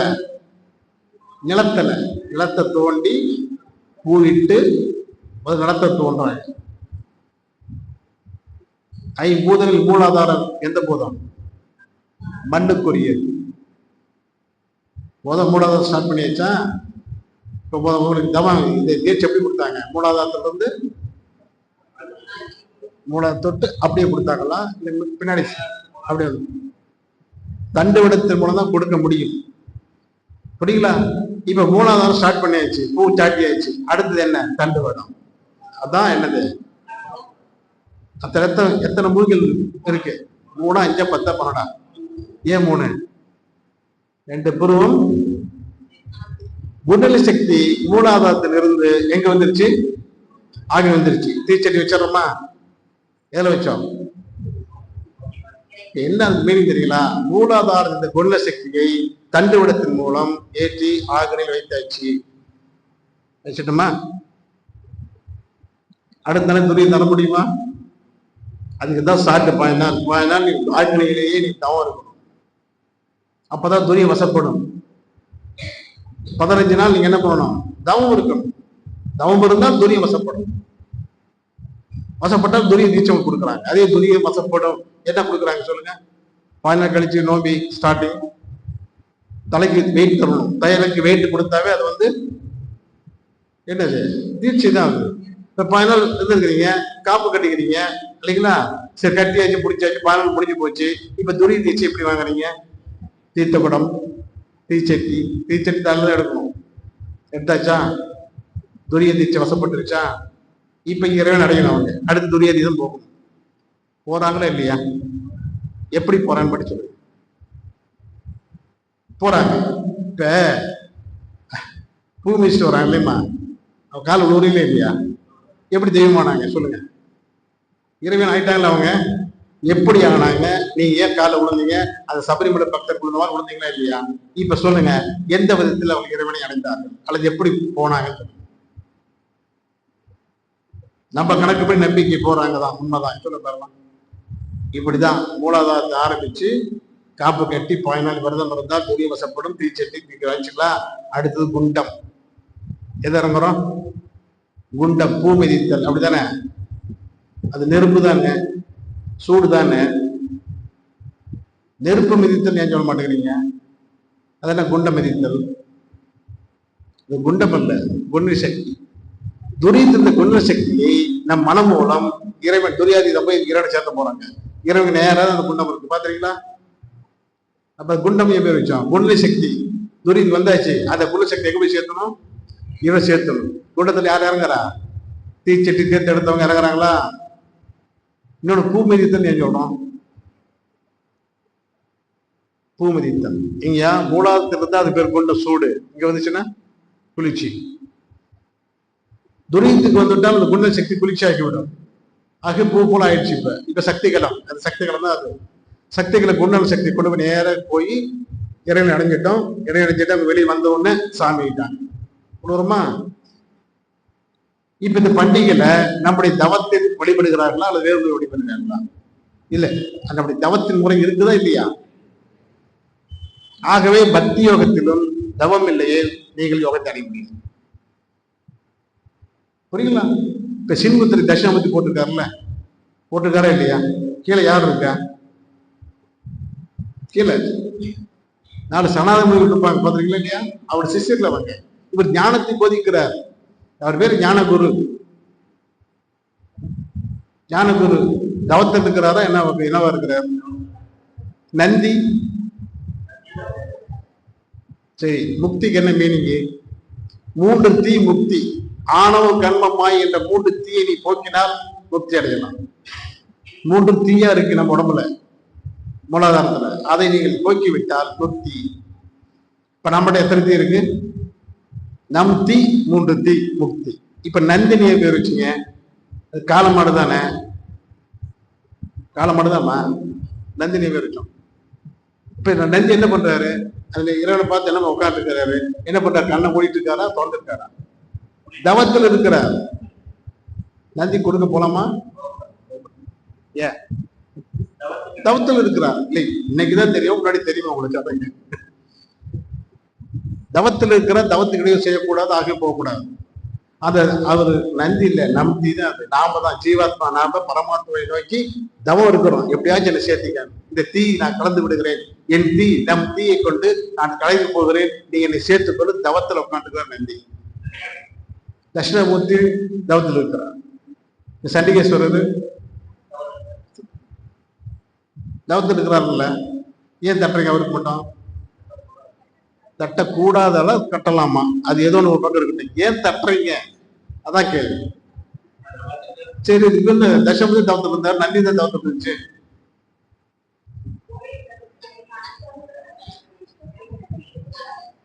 கோயில் கணக்கு வழக்கில் பார்க்கிற அவரு கேஷியர், பொக்கிஷதாரர். சிவன் சொத்து வெளியே போகக்கூடாது, வெளியிருந்து உள்ள வரலாம், ஆனா ஆனா வெளியே போகக்கூடாது. வெளியே போச்சுன்னா யார் பொறுப்பு? அவர்தான். சிவன் நாளைக்கு காலில் கேட்டு ஒரு பில்லை காணோம், எங்கடா போச்சுன்னு கேட்டா அவர்தான் பதில் சொல்லணும். ஆனா தவத்தில் இருக்கிறார். நான் வருவோம் ஒரு பெல்லை தூக்கிட்டு வந்துடுறேன், தெரியுமா அவருக்கு? நான் வெறுங்கையோட போறேன். என்ன மீனிங்க? எந்த பொருளும் எடுக்கல, நான் வெறுங்கையோட. அவரு ஆஹா இந்த நபர் இது எடுக்கல, மனசால வச்சுக்காரு, அந்த சவுண்ட் வச்சு எல்லாம் தட்டிட்டு வரணுமா? இப்ப யார் தத்துவம் சொல்லி பார்க்கலாம்? தவத்தில் இருக்கிறார், பொக்கிஷதாரர், கணக்கு கொடுக்கணும். ஆகவே நம்ம தட்டிட்டு வரோம். அவருடைய தவத்துக்கு இடையூறு செய்யாம தட்டிட்டு வரோம். இத்தனை கான்செப்ட் இருக்குல்ல. இப்ப ஆன்மீகம் சொன்ன இல்லைங்க, ஆன்மீகத்துல நம்ம பெரிய புள்ளி சொல்றோம் இல்லைங்க.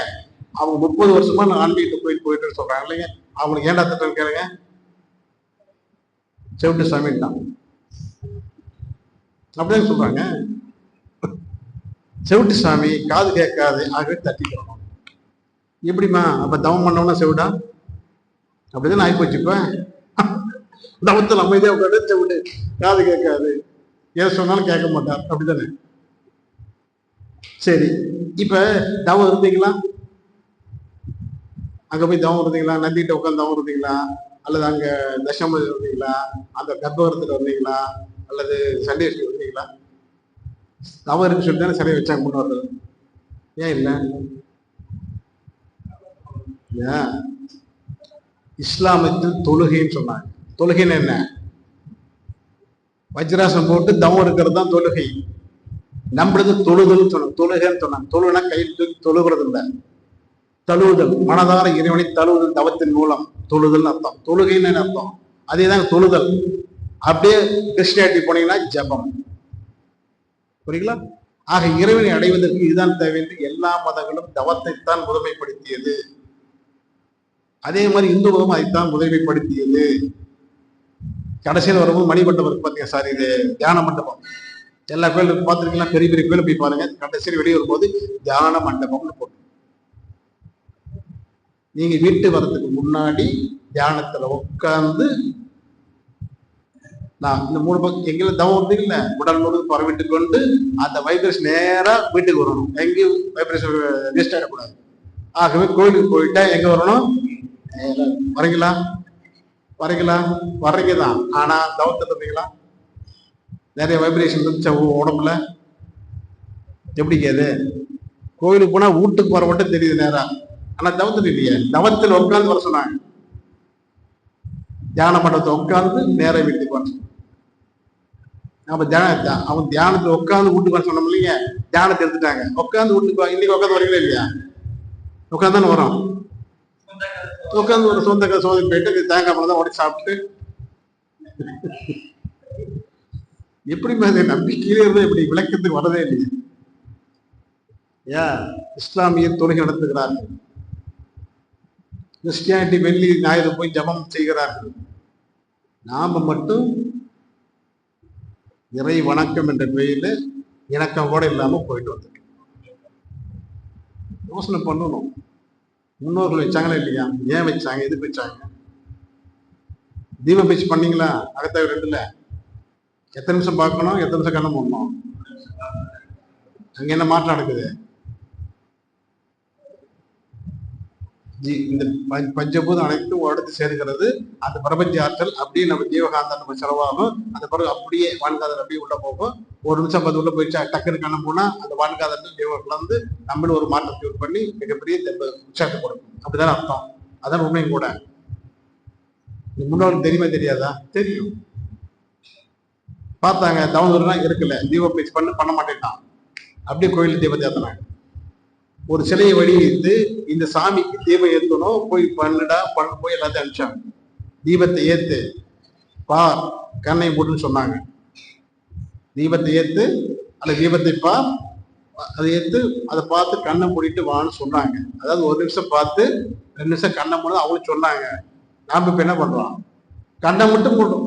பார்த்து வந்துருச்சு ஆற்றலாம். வான்காதெல்லாம் உள்ள போயிடுச்சா?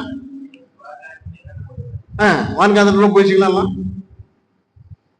எப்படிங்க அது? அப்ப தீபத்தை அவர்கள் ஏற்றுவதற்கான காரணம் எனக்கு தெரியலையே. அகத்தை மூல கண்ணாடி பீச்சு பண்ணீங்களா? கண்ணாடி பீச்சு என்ன நடக்குதுங்க? பிரபஞ்ச ஆற்றல் மோதுதல், சிதறுதல், பிரதிபலித்தல் நடந்துட்டு இருக்கு. இதை அப்படியே நம்ம ரிசீவ் பண்றோம், அப்படியே உள்ள போறோம். 2 நிமிஷம் பாக்குறோம், முழுசா கண்ணை போடணும். கண்ணாடிக்கு அவ்வளவு ஆற்றல் உண்டு. ஆனா நாம தான் ஆற்றல் யூஸ் பண்ணல. கோயிலுக்கு போறீங்களா, சாமிக்கு பின்னாடி கண்ணாடி இருக்கா இல்லையா? எதுக்கு? மேக்கப்புக்கு. பூசாரி அப்ப மேக்கப் பண்றதுங்க. அந்த அது ஒரு நாளைக்கு வச்சுக்கோம். கும்பத்திலிருந்து எப்படி ஆற்றல் வருகிறது, அந்த சிலைக்கு எப்படி வருகிறது, அதை நாம் எப்படி ரிசீவ் பண்றோம்ன்றது சொன்னா அது 1 மணி நேரம் ஆகும். அது இப்போதைக்கு இன்னைக்கு ஆகாது. அந்த வைப்ரேஷன் இருக்கு, இல்லைன்னு சொல்ல வரல. ஆனால் நீங்கள் தவத்திலிருந்து அந்த கண்ணாடி நோக்கினால் அந்த ஆற்றல் உங்களுக்கு வரும். அந்த சிலையில் ஆற்றல் உங்களுக்கு வரும். எப்படி வரும்? ஆக்னி துரித்து இருந்தா வரும், இல்லாட்டி 1% கூட வராதீங்க. புரியுங்களா? 1% கூட வராது. இன்னும் தெரியுங்களா? இப்ப நம்ம இங்க தவம் பண்றோம் இல்லைங்க, இப்ப தவம் பண்ணாத ஒருத்தர் உள்ள வந்தா அவருக்கு கொஞ்சம் ஆற்றல் வரும். ஏன்னா இத்தனை தவம் பண்ணி ஆற்றலுக்கு வைப்ரேஷன் ஓடிட்டு இருக்கு. கோயில் பேர் எத்தனை பேர் தவம் இருந்தீங்க? ஒருத்தர் இருந்தீங்களா? அப்ப அந்த வைப்ரேஷன் கொஞ்சமாச்சும் ஓடுமா? நெவர். அப்புறம் அங்க போய் என்ன பண்றது? போறோம்னா தவம் இருந்தா தவம் இல்லாட்டி கூட கொஞ்சம் ஆற்றல் வந்துடும். போறவங்கள கூட இருக்குது இல்லையாம்மா? தீப பயிற்சி ஒழுங்கா செய்யறது இல்லை, கண்ணாடி பயிற்சி அங்க செய்யறது இல்லை, இந்த எங்கெங்க போ அங்க தவம் இருக்கிறதும் இல்லை. அப்படி எப்படி? எதுக்கு கண்ணாடி வச்சாங்க தெரியாது, எதுக்கு தீபம் வச்சாங்க தெரியாது. தீபம் வச்சு பண்ணீங்கல்ல, ஒரே தீபத்தை எத்தனை பேர் உட்காந்தீங்க? எத்தனை பேர் சுத்தி உட்காந்தீங்க? ஒவ்வொருத்தருக்கும் ஒரு தீப விளக்கா அல்ல எல்லாத்துக்கும் ஒண்ணா? எல்லாத்துக்கும் ஒண்ணுதான். ஏன் தெரியுமா? அந்த அகல் விளக்கில் அந்த மொட்டு போல அந்த தீபம் வந்துட்டாவே சுற்றி இருக்கின்ற அத்தனை ஆற்றலும், 5 ஆற்றலும் அல்லது பூதங்கள் ஆற்றல் சொல்லுங்க, வான்காந்த ஆற்றல், இறையாற்றலாம் ஒண்ணுதான். அந்த ஆற்றல் அப்படியே வந்து போதும். அந்த அந்த ஒரு துளி அந்த தீபத்தில் ஒளிச்சது அத்தனை வந்துடும், ஒண்ணு கூட மிஸ் ஆகாது. அவ்வளவு பவர் இருக்கு. எப்படி அந்த பவர் இருந்துச்சு? 5 பூதங்கள் இருக்கா இல்லையா? விளக்கு, மண், நீர், எண்ணெய், நெருப்பு, சுத்திரி காற்று இருக்கு. விண் என்ற ஆகாய ஆற்றல் வந்தே தீரணும்.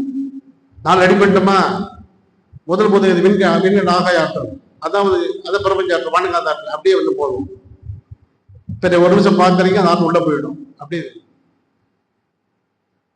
இதுதான் அந்த தீப பயிற்சி முக்கியமான சந்தம்.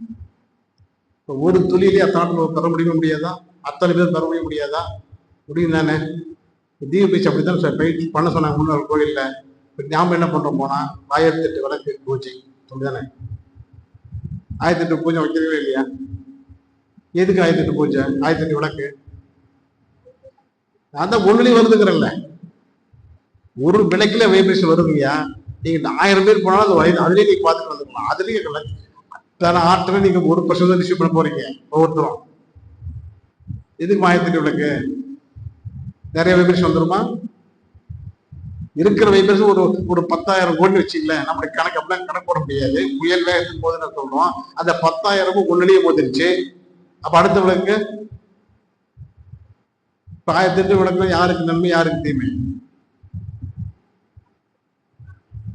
நடக்காருக்கு நன்மை. நிறைய எண்ணெய் விற்கும், ஆமா, விலைக்கு நிறைய விற்கும். யாருக்கு வேஸ்ட்? பொருளாதாரம், எனர்ஜி நமக்கு வேஸ்ட். நம்பிக்கை விளக்கத்துக்கு வராமே நடந்தது சொல்லுங்க. ஆகவே 3 கர்மா, அதுதான் முக்தி. இறைவனை சேர்ந்த பசுபதி. புரியுங்களா? நடராஜ சிலை பார்த்துருக்க, நடராஜ சிலை எப்படி? அவருக்கு 4 கையா, எத்தனை கை தானே? நடராஜ சிலை பார்த்து 4 கை. சரி, 4 கை எப்படி வச்சிருக்கிறாரு? ஒரு கையில் என்ன இருக்கு? ஒரு கையில வச்சுக்கிறேன், இன்னொரு கையில வச்சுக்கிறாரு. ஒரு கையில உடுக்கை, இன்னொரு கையில நெருப்பு. சரி, உடுக்கை அப்படி விஷ்ணுக்கு வாங்க, 2 கையில என்ன வச்சுக்கிறாரு? சக்கரை 1, சங்கு 1. இப்ப 2 சொல்லி பார்க்கலாம் காம்பினேஷன். உடுக்கை ஒளி எழுப்பும், ஒளி ஜோதி வெளிச்சத்தை கொடுக்கும். அவர் 2 அதே தான். சக்கரம் சுத்தனா ஒளியன் ஒளி. என்ன சொல்ல வராங்க? ஒளியும் ஒளியும் இடைவெளி என்றால் எலக்ட்ரிக் சேஞ்ச் அணைக்க விட்டால் இந்த பிரபஞ்சம் தோன்றி இருக்காது. புரியுங்களா? காற்று தோன்றியது, அதன் வெளிப்பாடு ஒளி. நெருப்பு தோன்றியது, அதன் வெளிப்பாடு வெளிச்சம், லைட்டு. 2 சேர்ந்துதான் எலக்ட்ரிக் நடந்தது. அந்த எலக்ட்ரிக் நடந்ததுதான் வான்காந்த அத்தனையும் பரவியது. எலக்ட்ரிக்கலா வான்கால் பரவியது, அந்த ஆற்றல் மூலம் தான் இந்த உலகம் இருக்கிறது என்பதை நமக்கு சொல்றதுக்கு தான் இவர் ஒரு பக்கம் ஒடுக்க, ஒரு பக்கம் ஜோதி, அவர் ஒரு பக்கம் சங்கு, ஒரு பக்கம் சக்கரம். இப்ப சிவன் எத்தனை தொழில் செய்யறாரு? எத்தனையா? அப்புறம் எத்தனைன்னு சொல்லுங்க, நான் சொல்லிக்கிறேன். இறைவனின் தொழில்கள் எத்தனை? 5, 3 5. ஆக்கல், படைத்தல், ஆக்கல். படைத்தல் சொல்லக்கூடாது, படைக்கிறது தான் உயிரினது மட்டுமல்ல, இந்த பஞ்சபூத அத்தனை படைச்சது அவரு தான். ஆகிய ஆக்கல், காத்தல், அழித்தல், அருளல், மறைத்தல், 5 பண்றாரு அந்த நடராஜரில 5. இந்த உலகத்தின் பிரபஞ்சம் தோன்றியதுக்கு முதல் காரணம் என்ன? ஒலி, சவுண்ட். அதான் ஓம் என்ற மந்திரம் பிரபஞ்சம் சொல்றோம். இப்ப உடுக்கு என்னாச்சு? ஒலிதா பிரபஞ்ச ஆக்கல். இந்த ஒலி என்று ஒன்று வரவில்லை என்றால் இந்த படம் தோன்றி இருக்க முடியாது. ஆக ஆக்கலின் முதல் காரணம், படைத்து முதல் காரணம் ஒலி. ஆகவே ஒடுக்கையை வச்சா இது ஒடுக்கை. அழித்தல், நெருப்பு. ஆக்கல் 2 வந்துருச்சா? இப்போ அடுத்தது என்ன? காத்தல். காத்தல்ங்கிற இது நடராஜில பார்த்துருக்கீங்க, எப்படி இருக்கும்ல, வழி கண்ணு கொண்டு வாங்க. இப்படி ஒரு கை இப்படி இருக்கா, இப்படி இருக்கா, ஒரு கை இப்படி இருக்கு, இப்படி இருக்கா. இது வந்து காத்தல். ஒரு கால் தூக்கி இருக்கு, ஒரு கால் அழித்து இருக்கும். ஆடிய பாதம். ஆளால கண்டா ஆடலுக்கு தலைவா, ஆடிய பாதம் பாட்டு இருக்குல்ல, ஆடிய பாதம். ஒரு கால் தூக்கி இருக்கும், அந்த தூக்கிய கால் தான் அருளல். பாதத்தின் அருளல் ஆச்சுங்களா? இப்ப எத்தனை ஆச்சு? என்னென்ன இருக்கு? மறைத்தல். இந்த கால் கீழே இருக்கு இல்லையா, அதான் மறைத்தல். எது? ஆணவம் கண்மம் ஆகி நம்முள் மறைந்திருக்கிறது. ஒரு முயற்குட்டி போட்டு பேசிட்டு இருப்பார். அந்த ஆணவங்கள் மறைந்திருக்கின்ற ஆணவத்தை வெளிப்படுத்தி வந்தால் இறைவனை அடையலாம். இதுதான் இந்த நடராஜனுடைய சிலையுடைய தத்துவம். சரி, சிவன் சிலை. சிவன் சிலை பார்த்திருக்கீங்களா? பார்த்துருக்கோம். என்ன வச்சிருக்காரு? அதுல அவரு தலையிலையும் கையில என்ன வச்சிருக்காரு?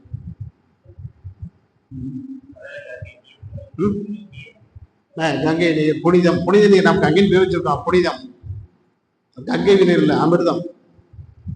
புனித நீரா? சரி, அப்புறம் பரிசூடி, அப்புறம் ஜடாபொடி, அப்புறம் எத்தனை தலை நாகம் நிற்கும்? 5. 5 தலை நாகம் நிற்குதா? 5 தலை நாகம். நிலா, பிறை நிலா. இது கையில எத்தனை வளையல் போட்டுக்க தெரியுமா? போட்டுக்காரு இல்லையா? 3 வளையல் போட்டுப்பார். பட்டை எத்தனை? 3. நடுவில் குங்குமம். இது என்ன சொல்லுது? இந்த சிலையை முன்னோர்கள் படைப்பதற்கு காரணம் என்ன? இத்தனை அழகு அதற்கு கொடுப்பதற்கு என்ன தத்துவம் இருக்கிறது சொல்லணும். இப்பதான் நீங்க சொல்லணும். மனம் எங்க அடங்கும்? மனம் எங்க அடங்கும்? துரியத்துக்கு வந்தாதான் அடங்கும். புரியுங்களா? துரியத்துக்கு மனம் வந்தால் அடங்கும் இல்லையாட்டு என்ன? அது பாட்டு வேலை குரங்குமா தவிஞ்சிருக்குமா? நம்முடைய உடம்பு, நம்முடைய மனம் குரங்கு போல் தாவணுமா? குடும்பம் மாதிரி ஒரே இடத்துல இருக்கணுமா? குடும்பம் சக்கு ஒரே இடத்துல நிற்கணும். புரியுங்களா? ஒரு மனது 9 அடாலாம் கிடையாது. ஒரு மனம் ஒண்ணுதான். ஒரு மனது 9 அடா இல்லையா? நாம தான் 9 மனது அங்கேயே சித்திக்கிறோம். ஒரே மனம் தான். ஓர்மை சொன்னா இப்ப சொன்னோம் இல்லையா? கார்த்திகை மாதம் மகளை இணைந்து ஓர் மனதாகி சொன்னோமா? ஒரு மனம் தானே. அப்ப அந்த மனம் எங்க அடங்கும்? துரிய வந்தாதான் அடங்கும். சரி, ஜாதகத்துல மனோக்காரகன் யாரு? சந்திரன். மனதை போட்டு அழைக்கிறோமா? ஏன் உங்களையே திங்கக்கிழமை அமாவாசை பௌர்ணமிக்கு வந்து மதுபடாம பண்ண சொல்றோம்? சந்திரன் தாக்கத்திலிருந்து தப்பிப்பதற்கு. சந்திரன் அவ்வளவு தாக்கத்துடைய மனதோட அவ்வளவு குழப்பத்தை ஏற்படுத்தி கொள்ளும். ரத்த ஓட்டத்தை சம்பந்தப்பட்டவன். ஜாதகத்துல அவன் பேரே மனோகாரன். மனோகரன் பேரு சொல்லணும்ல, என்ன மீனிங்க? சந்திரன் பேர், அவர் பேரு மனோகரன், மனோகாரன். ஆச்சா? இது எங்க அடங்கும்? மனம் எங்க அடங்கும்? சந்திரன் மனம் தானே போட்டு கட்டி வச்சிட்டாரா? மனோகாரன் மனம் அடங்குகிறது என்பதுக்கு எடுத்துக்கட்டுதான் அந்த பிறை. புரியுங்களா? அப்ப எது அப்ப மனம் எங்க அடங்கும்? தவம் பண்ண அடங்கும். எங்க அடங்கும்? துரியத்துக்கு வந்தா அடங்கும். இந்த நிலம் அடங்கிருச்சா, அங்கே சுத்திட்டு வச்சுட்டேலாம் ஒரு இடத்துல போயிடுச்சு. துரியத்தை வந்தா நிற்கும், மனம் நிற்கும். அதான் சிம்பாலிக்கா ஏற்கனவே சொன்னேன். மூலாதாரத்தில் குணலி சக்தி அல்லது விந்துநாதத்தில் பாவம் இருந்தால் அது பேர் தோஷம். இங்க வந்துட்டா அதான் கங்கை. அமிர்தம் ஆயிடுச்சு.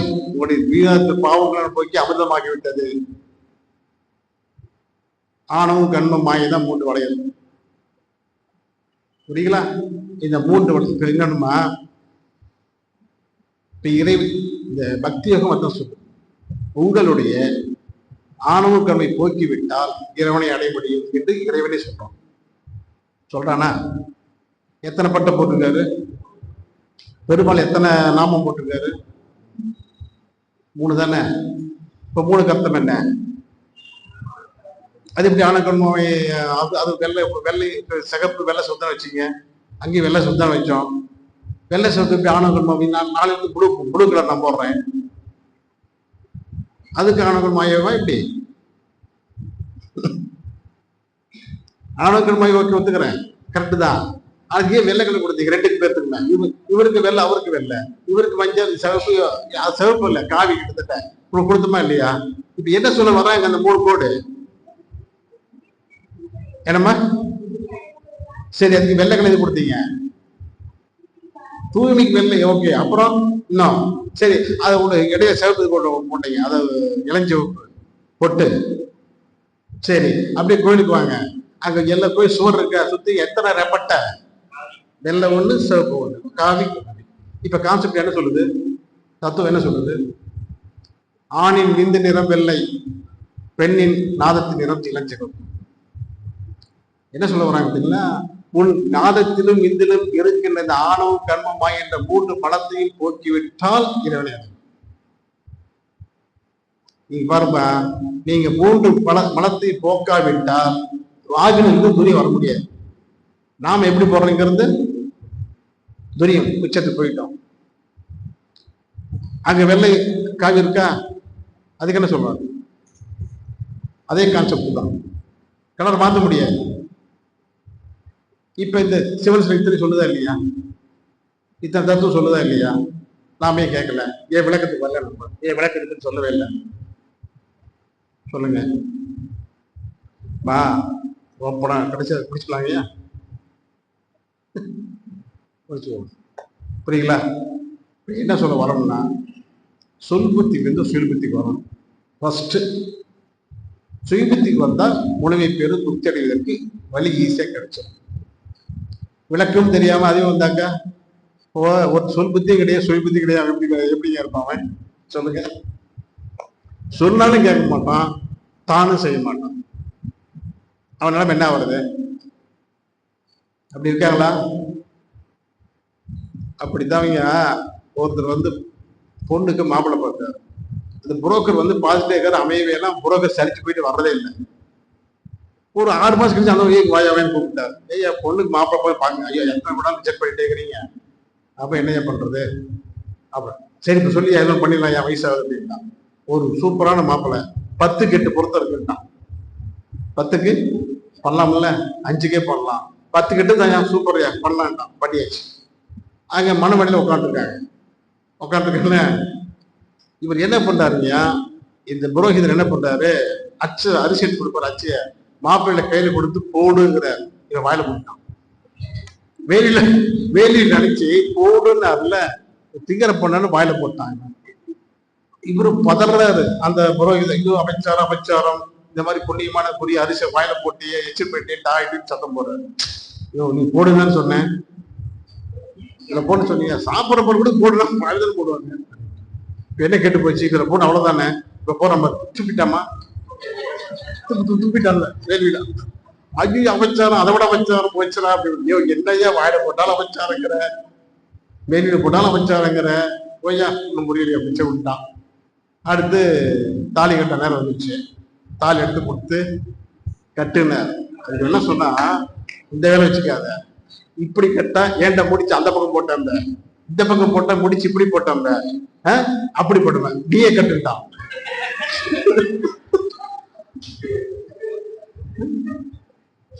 இவன் அலறி பிடிச்சிட்டு ஓடுறான்.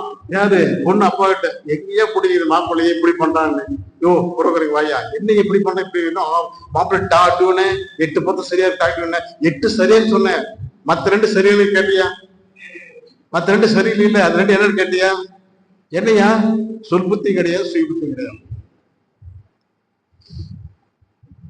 வாழ்க்கை என்ன ஆகுது? நாம அப்படிதாம்மா. இப்ப நாம என்ன பண்றோம்? நமக்கு பரிகாரம் எந்த கோயில் நல்லா கிடைக்குமோ அது பரிகாரம் போயிடும். அதான் நமக்கு சாதமா சொல்லணும். அந்த கோயில்ல நமக்கு சாதமா சொன்னா அது பரிகாரம். ஒருத்தமா இப்ப நம்ம இதுல மின் வெட்டுவதில் எலக்ட்ரிக் கட்டு வந்துச்சுல்ல ஃபர்ஸ்ட். அப்போ ஊரு பூரா, நம்ம நாடு பூரா கட்டே தான். மின் வெட்டு, அரசு ஊழியருக்கு டிஏ வெட்டு ஆச்சுங்களா. அப்புறம் இன்னொரு வெட்டு வந்துச்சு. இது அப்போ கலைஞர் தான் மினிஸ்டர். அவர் என்ன சொல்றாங்க? நல்ல தமிழில் திரைப்பட பேர் வைத்தால் கேளிக்கை வரி வெட்டு. இதெல்லாம் வெட்டு வெட்டுன்னு வந்துருச்சு. அதுவும் காலத்து வெட்டு, தொழில் கலைஞர் போயிட்டா இதுக்கு பரிகாரம் பண்ணணும் என்ன போயிட்டான். அவன் போயிட்டான் கோயிலுக்கு. பரிகாரம் என்னன்னு கேட்க போயிட்டான். போன கோயில் எது தெரியுங்களா? முனியப்பன் கோயிலுக்கு போயிட்டான். வெட்டு ஐயா, வெட்டுக்கு நீ பரிகாரம் சொல்லணும். அங்க பக்கத்துல பூசாரி அப்படியே சாமி ஆடுறாரு. அவர்கிட்ட கேட்கலாம், வெட்டு ஐயா இத்தனை வெட்டு இருக்குது, இது பரிகாரம் சொல்லுங்கன்னா. அதுக்கு என்ன சொன்னா, நீ முதல்ல காணிக்க வெட்டுண்டாரு ஆச்சுங்களா. இவன் காணிக்க வெட்டிட்டாங்க. வெட்டிட்டு வெட்டுக்கு பரிகாரம் என்ன? இத்தனை வெட்டு போகணும், இந்த நம்ம நாட்டை விட்டு, நம்ம சம்பாதித்தை விட்டு வெட்டு, கெடா வெட்டுன்ட்டான். வெட்டுக்கு என்ன வெட்டு? கெடா வெட்டு. கெடா வெட்டினா போயிடுமா? போயிடும். எப்படி? அதை பிரியாணி பண்ணி நீ ஒரு வெட்டு வெட்டு. இவன் முனிப்பகலுக்கு போனது அதுக்குதான். ஏன் சிவன் கோயிலுக்கு போலாம்லப்பா, பெருமாள் கோயிலுக்கு போலாம். இவன் ஒரு வெட்டு வெட்டும் பிரியாணி. அவன் ஊர்ல அந்த வெட்டுக்கெல்லாம் கவனம் கிடையாது. இவனுக்கு ஒரு வெட்டு வெட்டணும். இதுக்கு எதுக்கு பாசிபிள்? முனிப்பகல் போனதான் பாசிபிள். இப்படிதான் பக்தி போயிட்டு இருக்கு. ஆகவேதான் சொல்றோம், புரியுங்களா? சின்முத்திரை என்பது ஆணவ மாயை விளக்க வேண்டியது. அதே நேரத்தில் இது பேர் ஞான முத்திரை. நம்ம எல்லாம் தெரியும், ஞானத்தை கொடுக்கின்ற முத்திரை. இந்த ஆணவங்களை போக்கினா ஞானம், இல்லாட்டி சாதா முத்திரை தான் இருக்கு. ஆகவே சிவன் சமயம் அதான் சொல்கிறது, எல்லாமே அதான் சொல்கிறது. ஆகவே நாம் வெளியே தேடிட்டு இருக்கிறோம். இறைவனை, இறைத்தன்மையை, நம்முடைய தூய்மையை, வினை தூய்மை வெளியே தேடுவதில்லை, உள்ளே தேடும். கடவுள் என்று சொன்னார். ஆகவே உள்ளே தேடினால் விளக்கம் கிடைக்கும், இறைவனை அடையலாம். நாம் வெளியிலே தேடுகின்ற வரைக்கும் விளக்கமும் கிடைக்காது.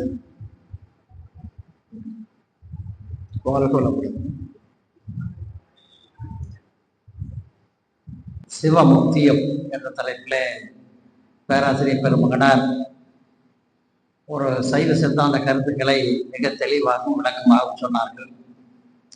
மனவளக்கலையிலே சைவ சித்தாந்தத்தை பற்றி பேசுவதற்கு ஒரு பேராசிரியர் இருக்கிறார் என்றால் ஐயா அவர்கள் தான். எனவே சைவ சித்தாந்தத்தை பற்றி தெரியாதவர்கள் கூட ஏதோ பேசிக்கலாம், கொஞ்சம் தெரியுற மாதிரி சில கேள்விகளை கேட்டு விளக்கம் சொல்லிட்டார். எனவே மிகச்சிறப்பாக, மிக சிறப்பாக சைவ சித்தாந்தத்தை பற்றி பேசிய பெருமகனாரை வாழ்த்தி, கலந்து கொண்ட உங்களையும் வாழ்த்தி இந்த கூட்டத்தை நிறைவு செய்வோம். பேராசிரியர் பெருமகனார் சீபா ரகுநாதன் ஐயா அவர்கள் வாழ்க வளமுடன். அவர்களது அன்பு குடும்பம் வாழ்க வளமுடன். அவர்களது அன்பு தொண்டு வாழ்க வளமுடன். அவர்களது பொருளாதார மேம்பாடு வாழ்க வளமுடன். இன்று மாலை கூட்டுத்தவத்தில் கலந்து கொண்ட இருபால் மையன்பர்கள் அனைவரும் வாழ்க வளமுடன். அவர்களது அன்பு குடும்பம் வாழ்க வளமுடன். அவர்களது அன்பு தொண்டு வாழ்க வளமுடன். அவர்களது பொருளாதார மேம்பாடு வாழ்க வளமுடன். வாழ்க வளமுடன். வாழ்க வளமுடன். உலக நல வாழ்த்து. உலகமெல்லாம் பருவமழை ஒத்தபடி பெய்யட்டும். உழவரெல்லாம் தானியத்தை உடனே பெருக்கட்டும். பல தொழில்கள் புரிகின்ற பாட்டாளி உயரட்டும். பகுத்துணர்வில் தொகுத்துணர்வு பண்பாட்டை உயர்த்தட்டும்.